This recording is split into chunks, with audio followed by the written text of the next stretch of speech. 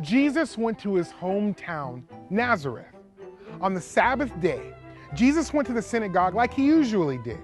The Sabbath day was a holy day of rest. On that day, the Jews gathered in the synagogue to worship God.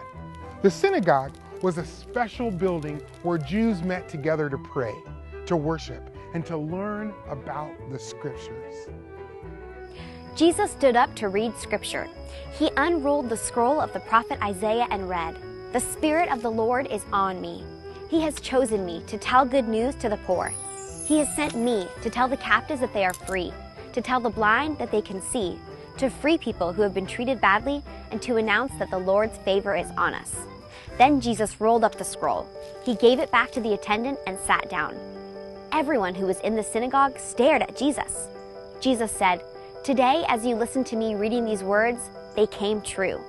The people said good things about Jesus, and they were amazed at him. But some of the people in Nazareth had known Jesus from his youth.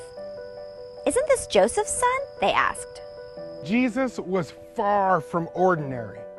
Even though Joseph raised Jesus as his own son, Jesus' true father is God. Then Jesus said to them, "You will probably say this old proverb, 'Doctor, heal yourself.' You've heard about the miracles I performed in Capernaum, and you want me to do them here in my hometown too." Jesus also said, "No prophet is accepted in his hometown."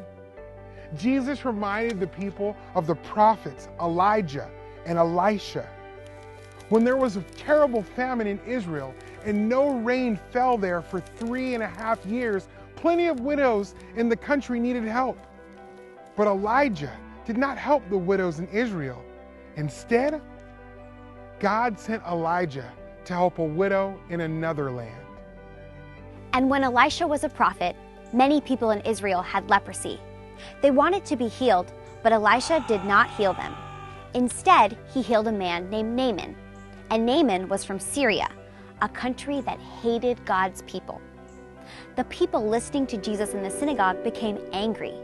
They forced Jesus out of town. They wanted to throw him off a cliff, but Jesus walked right through the crowd and went on his way. Hundreds of years before Jesus was born, the prophet Isaiah wrote about God's plan to send a Messiah. He would bring good news and redeem people who were broken and hurting.